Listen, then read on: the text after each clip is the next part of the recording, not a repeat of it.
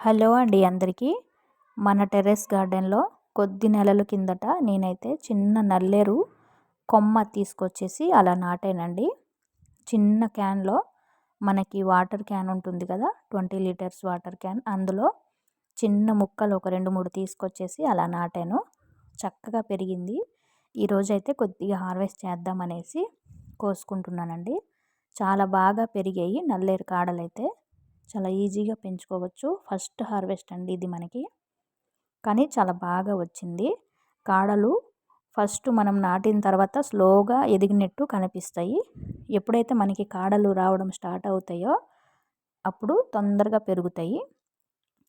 ఇలా పెరిగినప్పుడు మనం ఒకసారి తీసేస్తే మళ్ళీ చక్కగా ఎక్కువ కొమ్మలు వచ్చే అవకాశం ఉంటుంది. చూడండి ఎంత నల్లేరు అయితే వచ్చిందో. చాలా ఫ్రెష్గా చాలా బాగుందండి. మంచి హార్వెస్టు, నల్లేరు కాడలు హార్వెస్టు.